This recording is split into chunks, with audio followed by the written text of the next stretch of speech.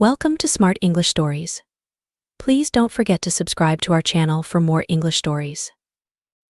When you want to learn English, read, listen, and speak, do each activity for 30 minutes every day.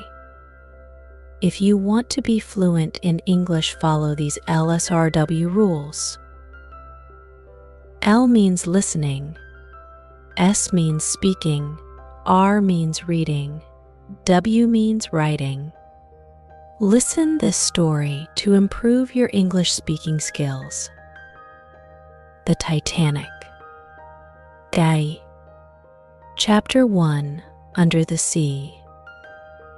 It was 1st September 1985. Under a ship in the North Atlantic, a camera moved through the dark water. Slowly, the camera went down 1,000 meters, 2,000 meters, 3,000 meters under the sea. On the ship, some sailors waited and watched. Nobody spoke. Then, suddenly, they saw something.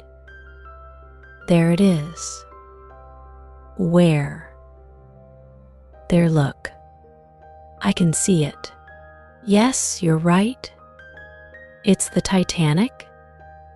With the camera, the sailors could see a ship 3,810 meters under the water.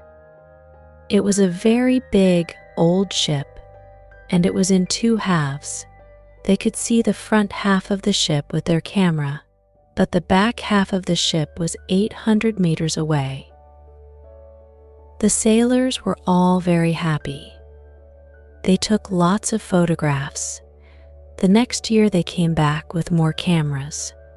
The cameras went down under the sea and looked at the ship more carefully. They went all round the ship and took hundreds of photos. Some of the cameras went into the ship too, through the windows. Later there was a film about the ship.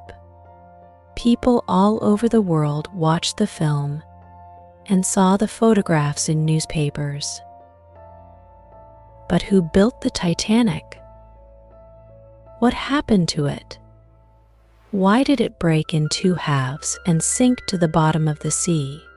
And what about the people on this ship? What were they like and what happened to them? This is the story of the Titanic. Chapter 2. The biggest ship in the world. More than 15,000 people built the Titanic in Belfast, Northern Ireland. They began building it in 1909 and finished it in 1912. The Titanic was the biggest ship in the world, 46,328 tons, 265 meters long, and 28 meters across. It had 3 big engines, and it could go at 23 knots, 46 kilometers per hour, so it was one of the fastest ships in the world, too. The Titanic was very safe. It had 16 compartments and 15 emergency doors. When the captain closed the emergency doors, water could not move from one compartment to the next one. The new Titanic is much safer than older ships, a newspaper said. The Titanic was a very beautiful ship. The rooms for the first-class passengers, like Mr. and Mrs. John Jacob Astor IV, were expensive hotel. John Jacob Astor was one of the richest men in the world.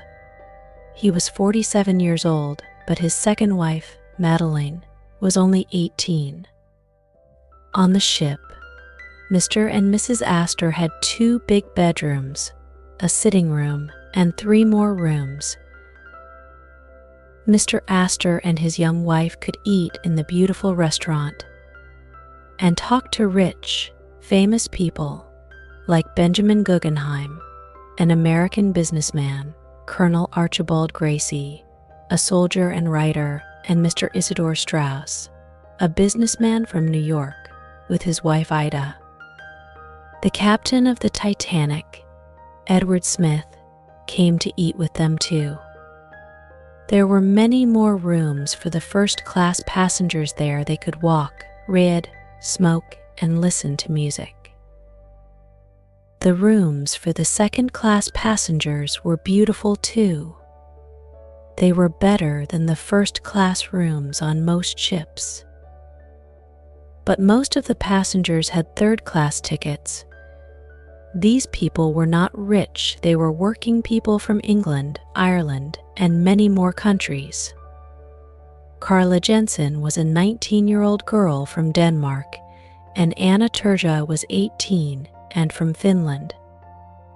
These two young women wanted to begin a new life in America.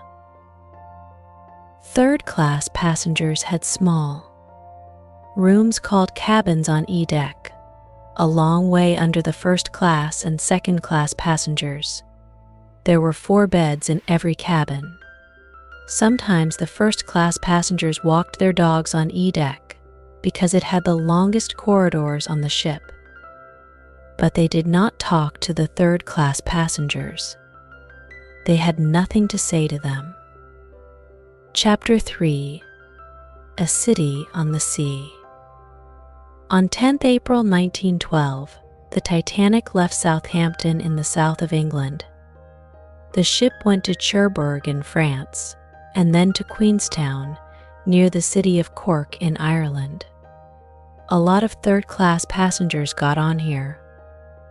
Then the Titanic went west towards New York. On Sunday, 14th April, Colonel Gracie got up early. He had breakfast, finished reading a book, and talked to his friends Mr. and Mrs. Strauss. On the boat deck, Mrs. Astor talked to Thomas Andrews, the designer of the Titanic. "I know all about this ship," he said. "Do you have any questions, Mrs. Astor?" "Yes," she said. "How many people are there on this ship?" Thomas Andrews took a book out of his pocket. "Let me see ... There are 325 first-class passengers. Like us, 277 second-class passengers, 706 third-class passengers, 908 officers and sailors, and 8 musicians." "My goodness. We're like a small city, aren't we?" Mrs. Astor put her hand on a small boat on the side of the ship. "How many of these lifeboats are there?" 20. 20, Mrs. Astor said. "But can all those people get into 20 lifeboats?" "No, of course not," Thomas Andrews said quietly. "But don't be afraid, Mrs. Astor. We don't really need the lifeboats because the Titanic can never sink. It is the safest ship in the world." The president of the White Star Line, J. Bruce Ismay, was excited about his new ship. He talked to Captain Smith. "How fast can the Titanic go?" Bruce Ismay asked. "About 23 knots, Captain Smith answered. "But we're going about 18 knots now. We don't want to arrive in New York a day early, do we?" "Why not?" Bruce Ismay laughed. "Come on, Captain, let's get there early. The Titanic is going to be famous." Down on E-deck, the third-class passengers talked about America in many languages. Carla Jensen was Danish, but there were 2 English girls and a Swedish girl in her cabin. Carla's brother Sven and her father's brother Niels were on the Titanic too. In Anna Turja's cabin, there were 2 young Finnish women and some children. Milvina Dean was the youngest passenger on the Titanic. She was a baby, only 9 weeks old. Sidney Goodwin was 2 years old. He had a big family. Mother and father, 2 sisters and 3 brothers were all in the same cabin. J. Bruce Ismay. Many passengers sent radio messages. In 1912, radio was very new. The two radio operators, Jack Phillips and Harold Bride, had a lot of work. In 3 days, they sent 250 messages, and more messages from New York came in from Southampton and from ships.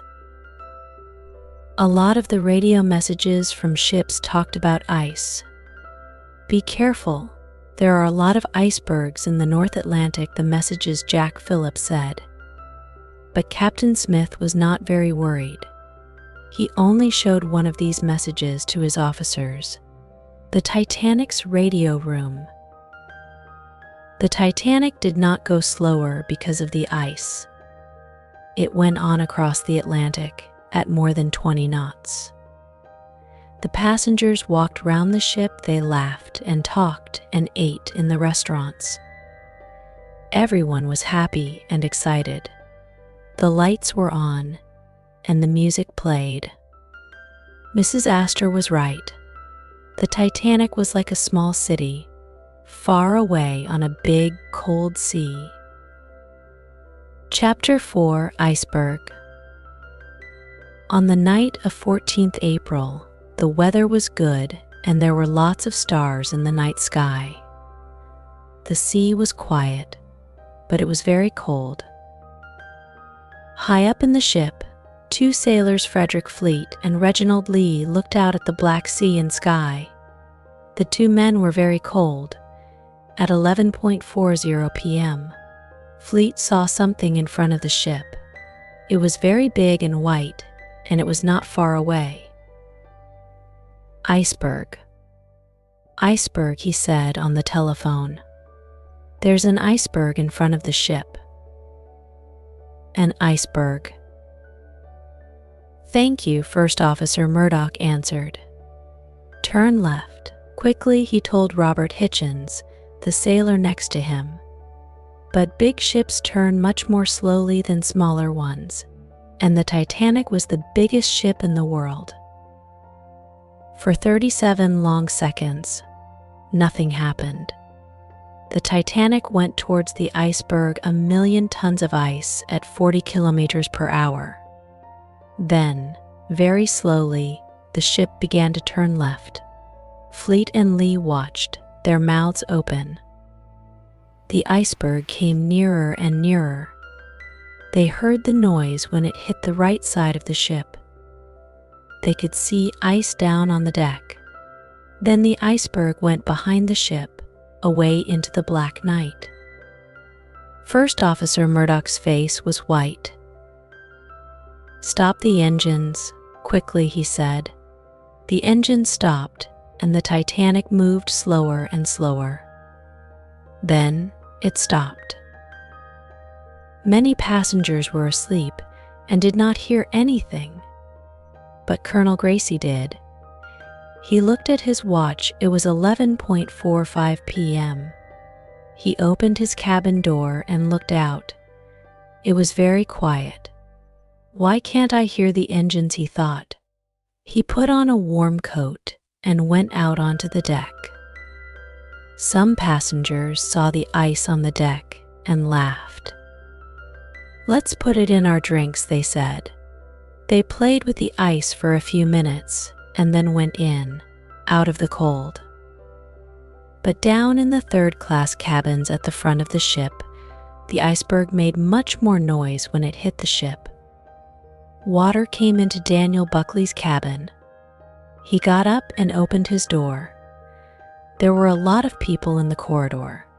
"What's happening?" they asked. "What's wrong?" The 4 girls in Carla Jensen's cabin woke up, but then they went back to sleep. Carla was in bed in her nightdress when Niels Jensen opened the door at 12:30 a.m. "Come on, Carla, get up," he said. "Something's happening. We must go up on deck." So Carla put a coat over her nightdress and went upstairs with Niels. She never saw the girls in her cabin again. A man opened Anna Turge's cabin door too. "Put on your life jackets, girls," quickly he said. We're all going into the sea. Chapter 5: CQD Emergency. Captain Smith heard the noise too. He got out of bed quickly. "What's wrong?" he asked First Officer Murdoch. "What was that noise?" "An iceberg," Sir Murdoch answered. "I'm very sorry, but we hit an iceberg. I'm stopping the engines." Slowly, the Titanic stopped. The big, beautiful ship waited on the quiet Black Sea under 1,000 stars. "Close the emergency doors," quickly said Captain Smith. "They are closed, sir." "That's good. Well done." When the 15 emergency doors were closed, water could not move along the ship from one compartment into the next one. But how many holes were there in the ship? Was there just one hole in one compartment? Captain Smith wanted to know the answer quickly. Inside the Titanic, Captain Smith, First Officer Murdoch, and Thomas Andrews, the designer of the Titanic, went down into the ship. They found a lot of holes. There was water in compartments 1, 2, 3, 4, and 5. "How bad is this?" Captain Smith asked. Thomas Andrews' face was white. He looked very unhappy. "Very bad, I'm afraid," he answered. "This ship is going to sink." "What do you mean?" Captain Smith said. "The Titanic can't sink." "You said that to Mrs. Astor yesterday." "I heard you." "Yes, I know," Andrews said. "The Titanic is safe with water in 3 compartments. In fact, it is nearly safe with water in 4 compartments. But this is different. The water is coming into 5 compartments. 5. The front of the ship is going to get heavier and heavier. I'm sorry, but we can't stop it. The Titanic is going to sink." "How long have we got?" Captain Smith asked. "I don't know. 2 hours, perhaps. That's all." "Right. Give the passengers their life jackets and get the lifeboats ready," Smith said to Murdoch. Then he walked into the radio room to speak to the Titanic's radio operator, Jack Phillips. "This is an emergency," Captain Smith said. "The ship is sinking. Ask for help." "Yes, Sir," Jack Phillips answered. He sent the emergency message, CQDMGY, "Help Titanic. We are sinking. Please come to help us." It was 12:15 a.m. Chapter 6: Nobody is listening. The nearest ship to the Titanic was the Californian. It was about 16 kilometers away. The Californian knew about the ice, so it stopped at 10:30 that night. At 11:10, the third officer, Charles Groves, saw the lights of a big ship on the right. The Californian tried to send a message with a light to the ship, but there was no answer. At 11:40, the big ship stopped, but Charles Groves did not know why. He did not know that it was the Titanic. In 1912, radio was very new. Most ships had radio, but they didn't listen to it all the time. Cyril Evans, the radio operator on the Californian, went to bed at 11:30, so nobody on the Californian heard the emergency message from Jack Phillips at 12:15 a.m. Rockets from the Titanic. People at Cape Race in America heard it, and one man heard it in New York. But for nearly 10 minutes, no ships answered the message. Then, at 12.25, the radio operator on a ship called Carpathia wanted to talk to the Titanic. "Titanic, I have a message for one of your passengers," he said. "Are you listening?" "Come at once," Jack Phillips answered. "This is an emergency. We need help. We are sinking." "Shall I tell the captain?" the Carpathia's radio operator asked. "Yes, please," quickly Phillips answered. So, at 12.35, the Carpathia began to go towards the Titanic. But the Carpathia was 92 kilometers away. From the Titanic, Captain Smith could see the Californian, but he did not know its name, and he could not talk to it on the radio.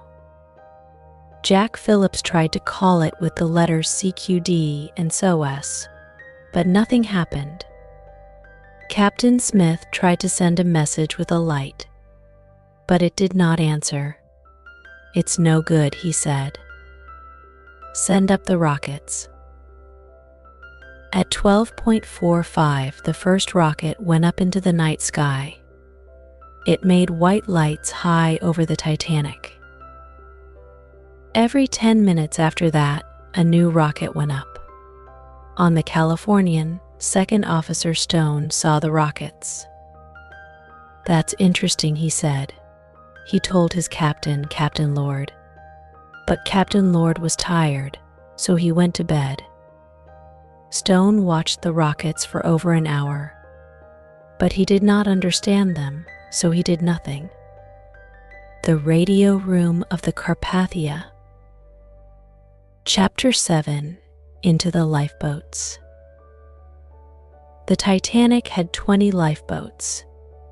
These boats could carry 1,178 people, but there were 2,224 people on the ship. So for nearly half of the people on the ship, there was no lifeboat. The first boat, Lifeboat 7, went into the sea at 12.55 a.m. with 26 people. Lifeboat 1 could take 60 people, but there were only 12 people in it. Lifeboat 6 had only 25 women and 1 sailor. The ship's officers helped the passengers with their life jackets. "Women and children must go in the lifeboats," the officers said. Men must stay on the ship, but some of the women did not want to go. It was warm on the ship and cold in the dark sea. Young Mrs. Astor was cold. She wore a life jacket over her beautiful blue dress, but she did not have a warm coat. She wanted to stay on the ship with her husband. "I don't need to go in a lifeboat," she said. "The Titanic can't sink. Thomas Andrews told me that Mr. Astor sat on a chair next to his wife. Let's stay on the ship," he said. "We're safer here than in that little boat." For half an hour, Mrs. Astor sat with her husband. They watched women and children get into the lifeboats. They saw the sea come nearer and nearer. "It's no good," she said at last. "Mr. Andrews was wrong. This ship is sinking." Second Officer Charles Lightoller helped Mrs. Astor into 4. Mr. Astor wanted to go with her. "Can't I go with my wife?" he said. "She needs me. She's going to have a baby." "I'm sorry," Sir Charles Lightoller said. "These boats are for women and children. Men must stay here." Mr. Astor watched his wife go down into the sea in the lifeboat. "Don't be afraid," he said. "I'm going to be okay. We can meet in New York." "Goodbye, my love," she said. She never saw him again. Isidor Straus was 67 years old, and his wife was 63. "I'm not going without my husband," Mrs. Straus said.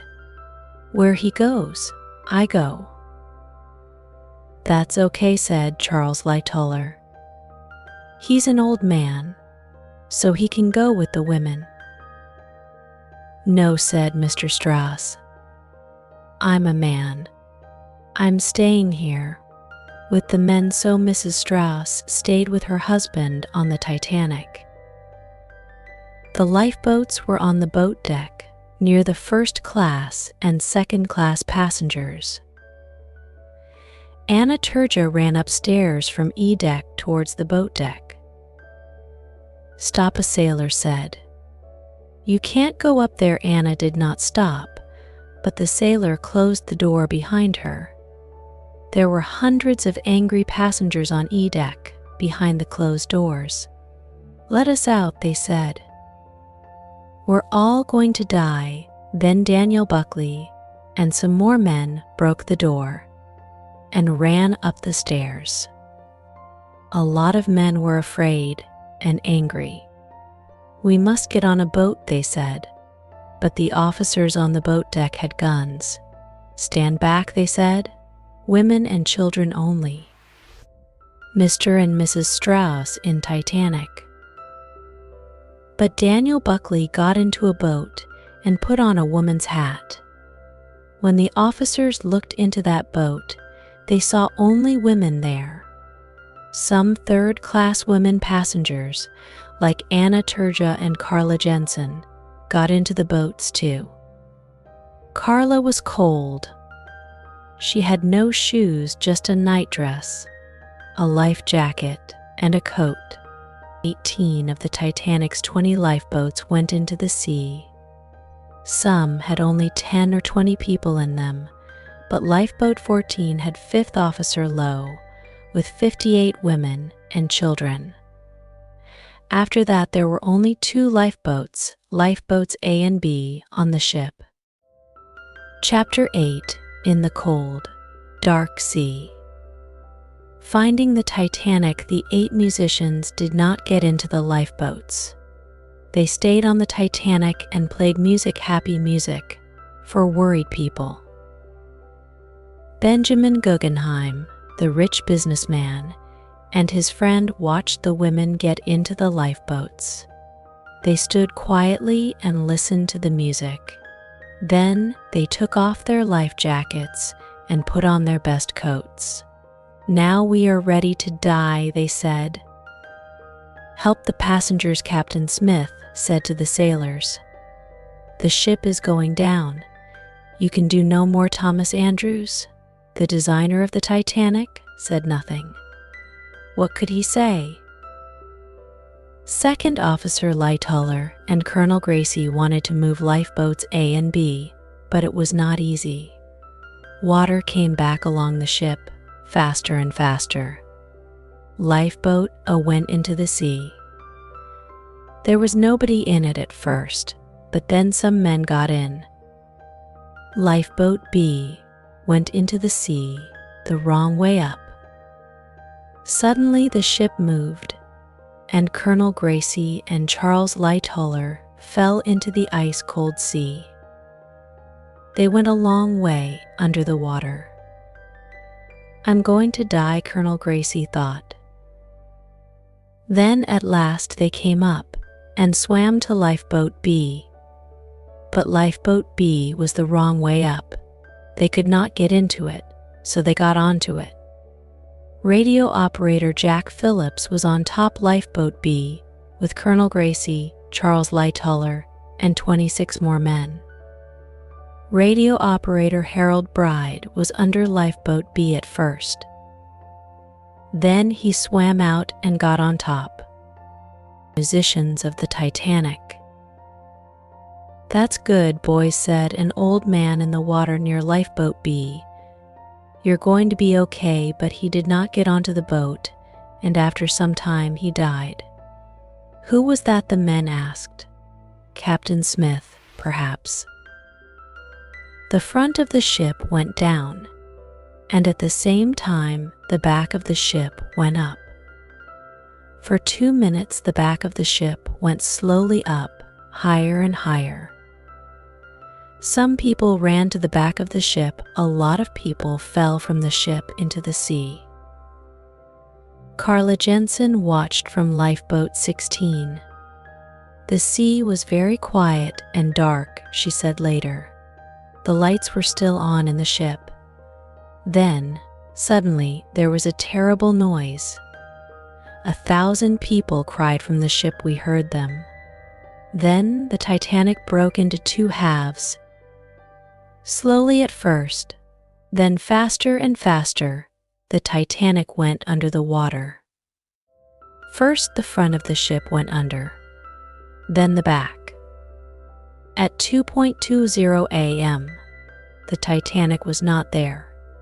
The people in the boats could see the stars in the night sky and the Black Sea, but no Titanic. The biggest ship in the world was under the sea.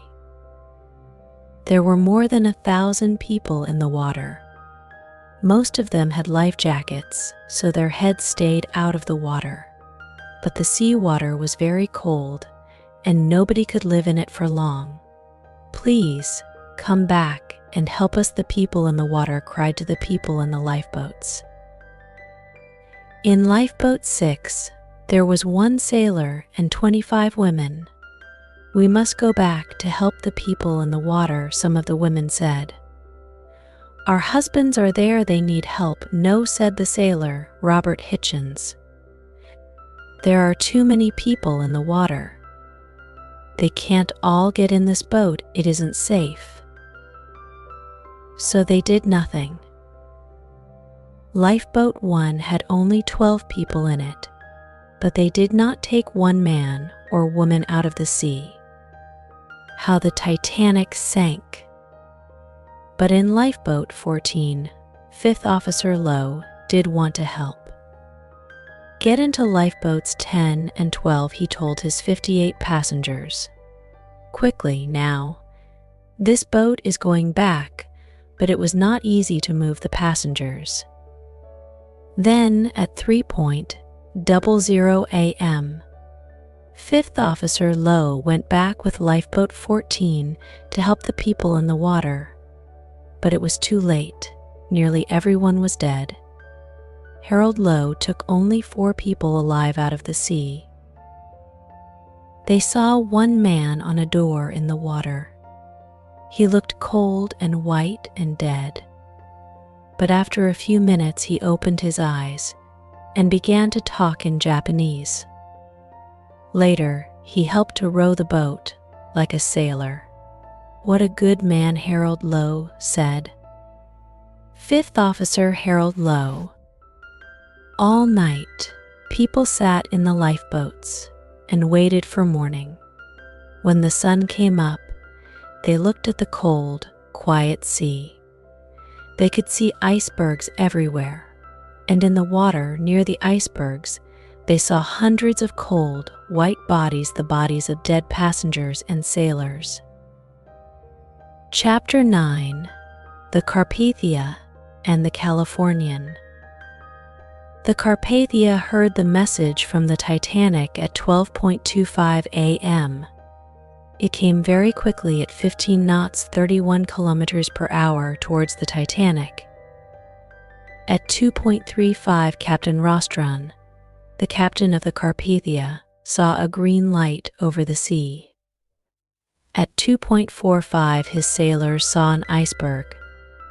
Then, more icebergs. "We're going very fast, sir. It isn't safe," a sailor said. "Don't stop," said Captain Rostron. "We must get there quickly. The Titanic is sinking." There were no more radio messages from the Titanic.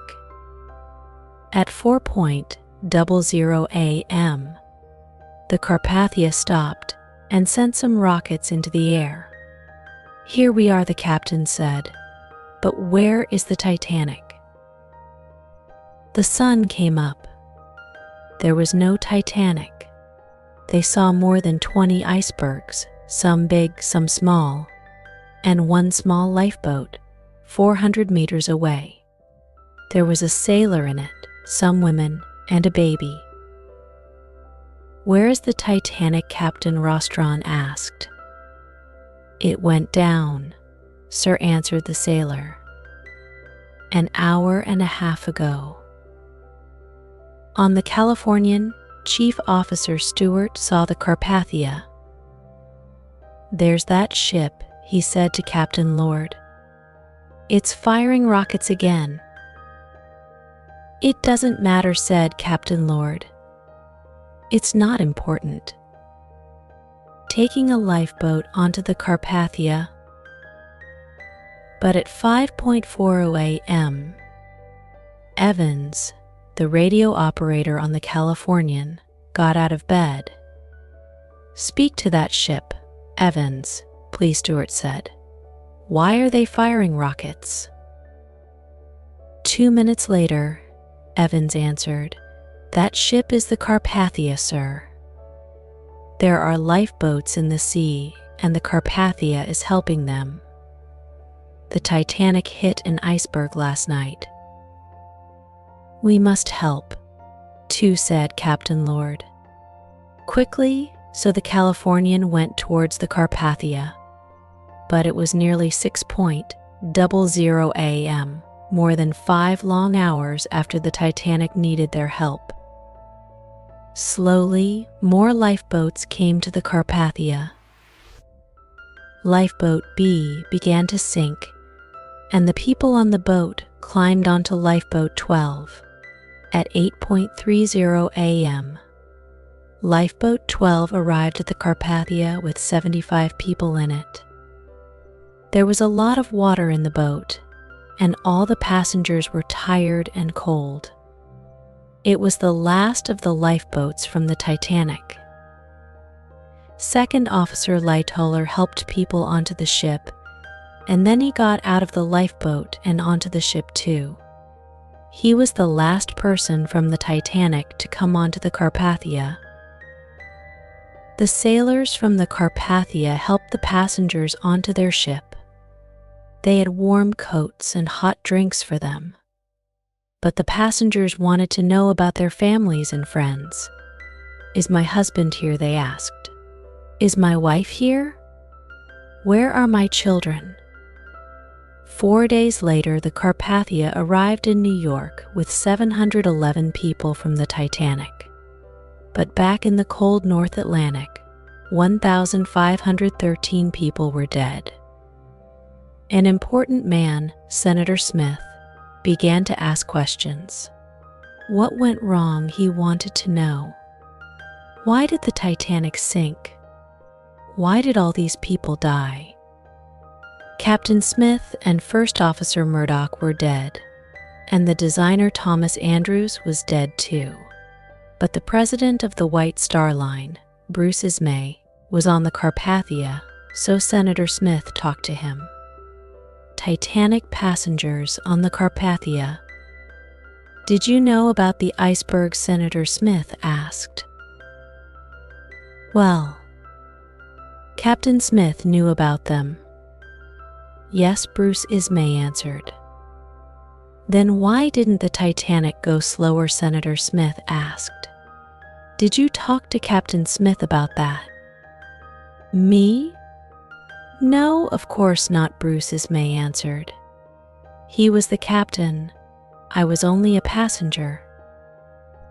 "A passenger, yes, but you were the president of the White Star Line too," Senator Smith said angrily. "The Titanic was your ship, and 1,500 people died because the Titanic hit an iceberg. Can you answer this question then? Why did you only have 20 lifeboats?" Bruce Ismay looked unhappy. "Because the Titanic could not sink. Thomas Andrews told me that. He was the designer, he knew about ships. And remember, it had 16 compartments and 15 emergency doors. We don't need a lot of lifeboats, it's the safest ship in the world," Andrews said. And I listened to him. "I see," Senator Smith said angrily. "So you did nothing wrong. Captain Smith was wrong about the icebergs, and Thomas Andrews was wrong about the lifeboats. But you, the president of the White Star Line." "I was only a passenger," Bruce Ismay said. The news arrives in London. Chapter 10: Life After the Titanic. The American ship Mackay Bennett found hundreds of dead bodies in the sea. One of the bodies was John Jacob Astor. He was buried in New York in May 1912. In August 1912, Mrs. Astor had a baby son. She called him John Jacob Astor, the same name as his father. Mrs. Astor died in 1953. The Mackay Bennett also found Mr. Strauss, and he was buried in New York, too. But they did not find his wife. Many of the bodies on the Mackay Bennett had no names. One of the bodies was a baby, 2 years old. Nobody knew his name then, so they called him the unknown child. Today we know that he was Sidney Goodwin. His mother and father, 3 brothers and 2 sisters all died in the sea too. Little Sidney, like many of the Titanic passengers, was buried in Halifax, Nova Scotia, in Canada. But Melvina Dean, the youngest passenger on the Titanic, did not die. She left the Titanic in Lifeboat 10 with her mother and brother.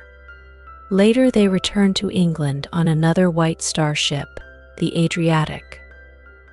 All the women passengers on the Adriatic wanted to hold her in their arms. In the end, one of the officers said, "No passenger can hold Melvina for more than 10 minutes." Melvina Dean a few years later, with her mother and brother. Colonel Archibald Gracie wrote a book about the Titanic, but he never really got well after his time in the sea. He died in December 1912, and his last words were, "We must get them all in the boats." It was not easy for Anna Terza in America. She did not know any people there, and she could not speak English. A hospital doctor in New York wrote her name on her arm and put her on a train to her brother in Ohio. But Anna was a beautiful, friendly young woman. She met her husband in Ohio, and they had 7 children. She died in 1982, aged 89. Carla Jensen went back to Denmark. She met her husband, and they had 3 children. She died on 14th March 1980, and she was buried in her old nightdress from the Titanic. Second Officer Charles Lightoller.